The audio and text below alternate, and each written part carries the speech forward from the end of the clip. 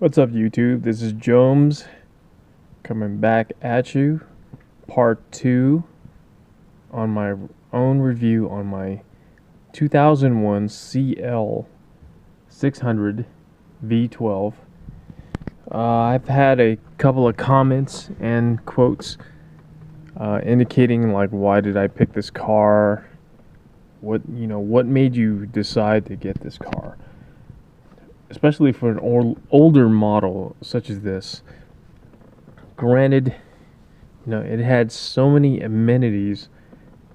It's just unbelievable to have these type of perks in a 2001. And just for starters, I mean, just the door, the way it opens, the way it hinges. It has a different type of hinge where it doesn't open the way a typical door does.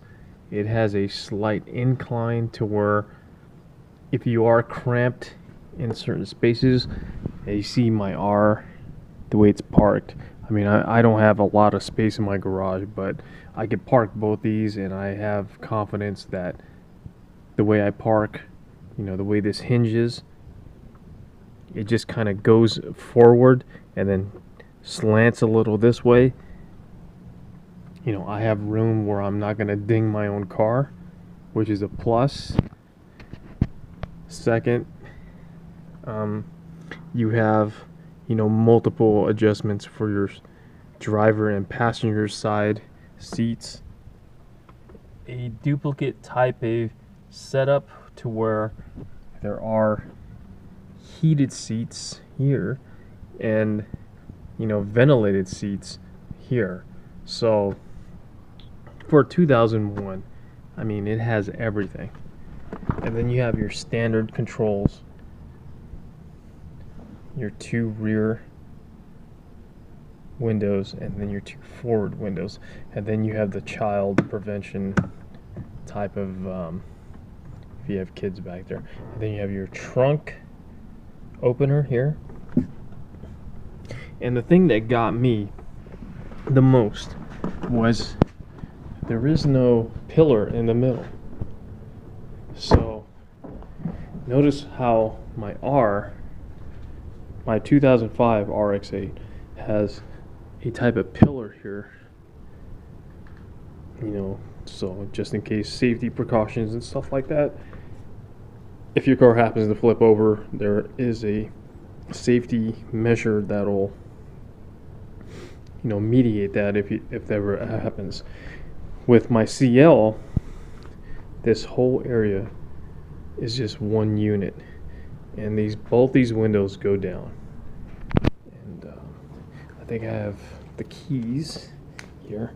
Let me do this real quick and just lower down the windows for you guys to just to demonstrate like what really attracted me to this car. So I'm lowering all windows down. Oops, that's too loud. Let me turn that off. So now that both sides are down, and you'll have a good visual on what I'm talking about. As I said before, my Mazda RX-8 has a type of pillar here. See how this, for support on the top roof. With the CL, there's just window, and that's what I just love about this car, that there was no medium pillar here. So it passes all safety aspects and stuff like that, but it just makes the car so unique when you're driving. It has that very open look compared to this, to this. It just gives it that very luxurious look. The back seats, there is a center, armrest, cup holders that go out there. Sufficient ventilation. It's not heated or ventilated like the fronts, but there's adequate space to where you have, you know, room enough for 2 adults. I mean, there's sufficient. I mean, I could fit back here. Let me just open this real quick. Here's the front, and it's motorized to go. So my height is about 6 foot, so I'm gonna crawl in here. It's kind of difficult to get in, but when you do get in,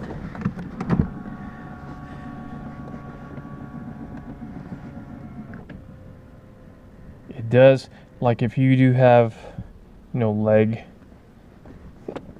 my height, it's like it'll compensate. If it feels it that's rubbing, it'll push it forward to where you're okay. And like I have decent amount of space, you know, in the rear,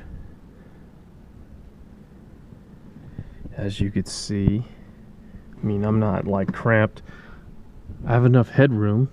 My head's not bobbing the, you know, the top of the roof. And it seems very comfortable. Plus this center armrest makes it very comfortable if you are, you know, if you have multiple adults driving in your car. Plus you have a central, you know, air system, which is controlled by the front, but you can control it too, on like how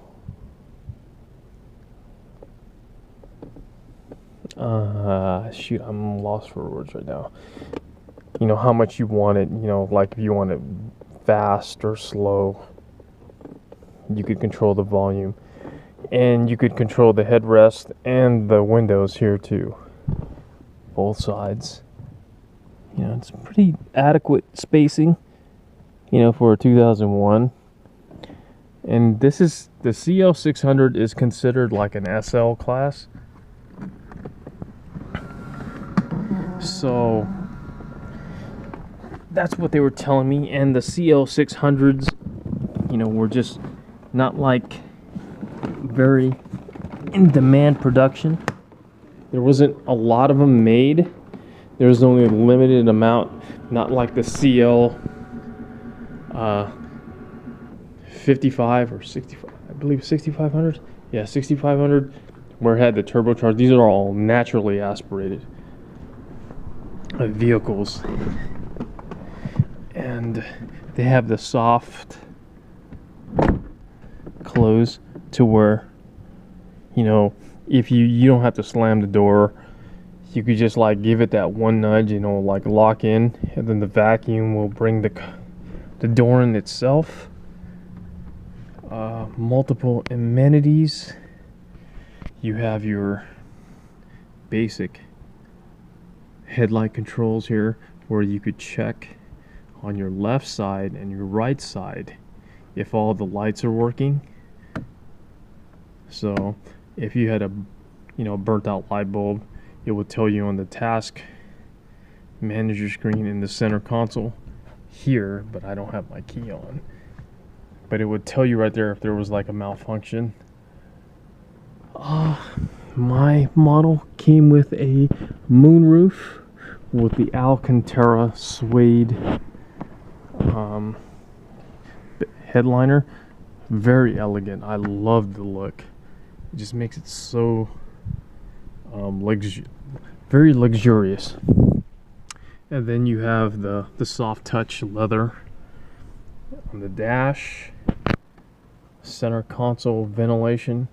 You could have it on auto, and you could control it with the dials, knobs up and down.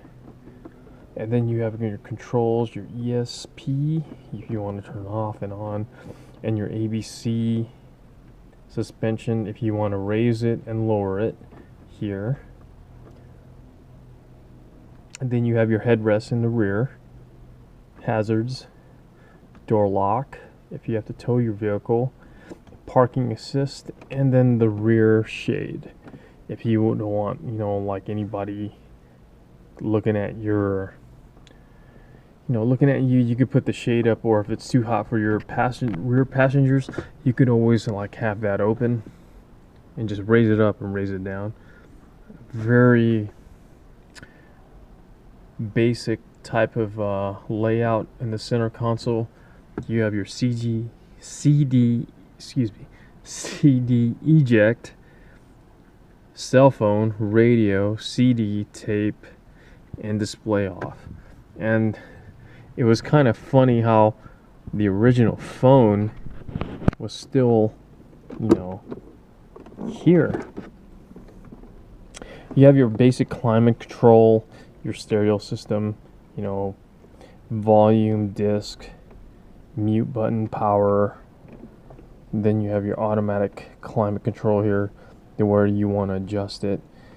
And then you have sport or winter transmission. If you want to go sport mode, it'll adjust itself to be a little bit more faster, more responsive. Winter mode, you're kind of like casual. And then you have the center console. And this is such a old school telephone.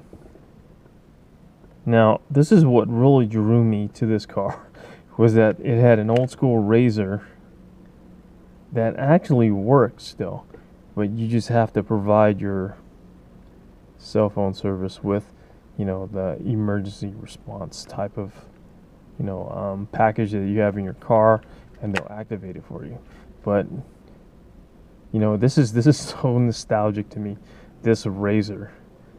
This is so old school. I've always wanted this phone, and I never owned it, and now I have it in the car that I want.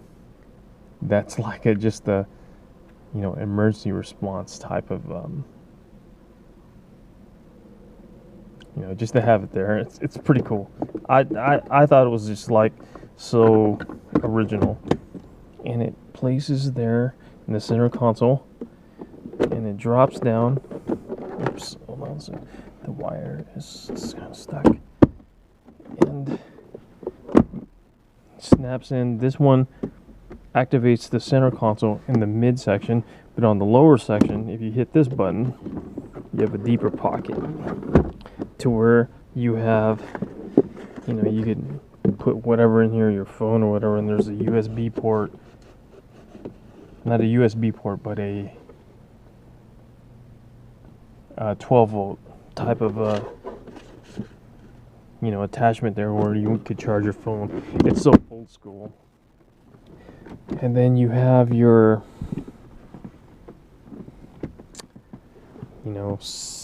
cigarette ashtray. I kind of keep my change in there. And then you have your old school cigarette lighters there. I don't know what else to talk about this car. I talked about the front, the back, and the glove box is pretty decent. And plus there's a little sub compartment here where you can keep your pens or miscellaneous stuff, but it's decent. And then you have this bottom attachment here to where you could place some stuff in the passenger side and driver's side, front and back. The driver's side has one too right here. There's little slits, pockets in the rear side mirror. Rear seats right here. Dome light, moonroof settings.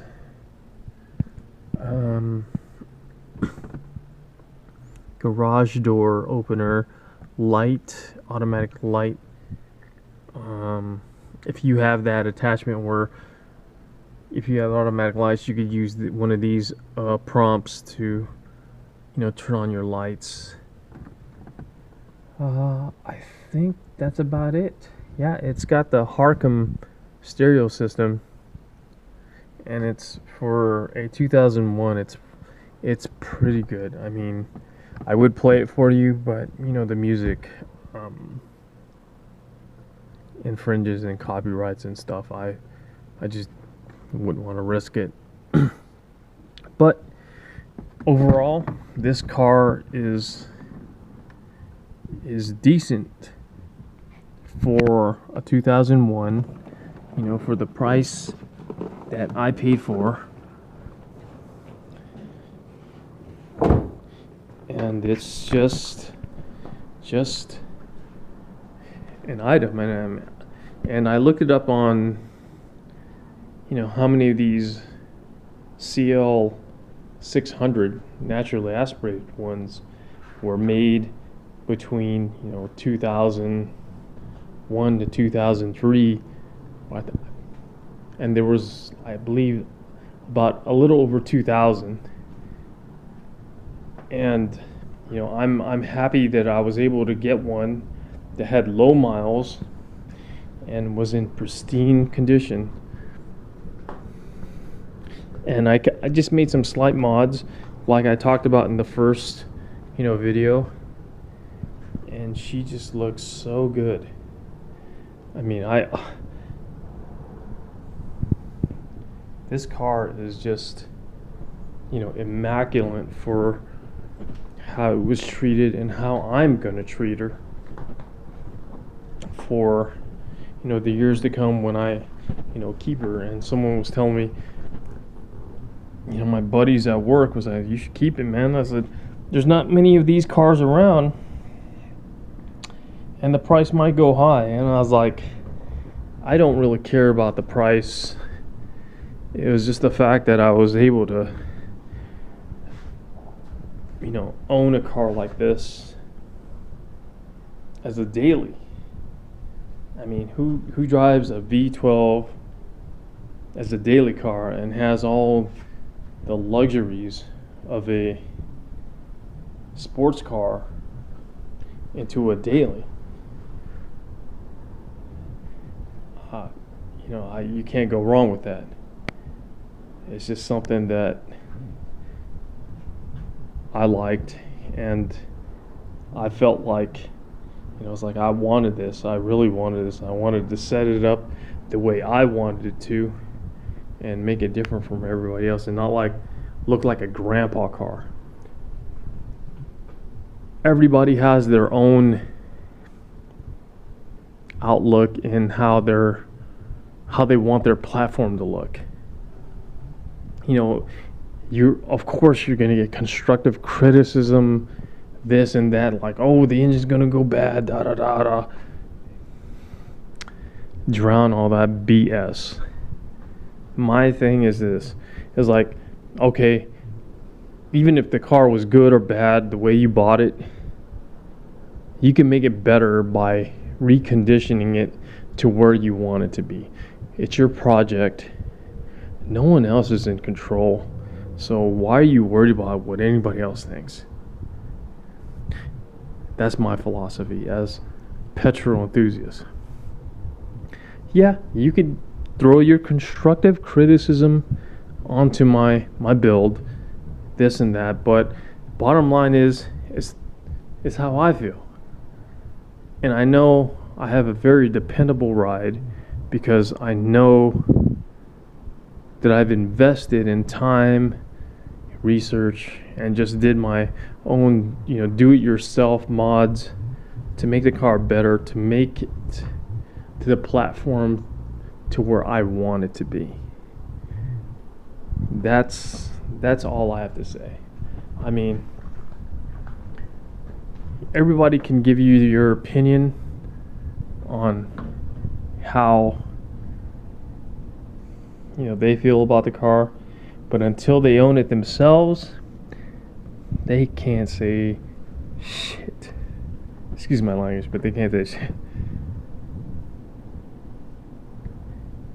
So this is my final review on my CL2001 W215, and I don't even look at it as an investment. People say, oh, you're investing in your car, this and that. No, it's a hobby. That's what enthusiasts do. It's not an investment. It's just something that you like to do and what you feel comfortable with. And it doesn't matter what anybody else says.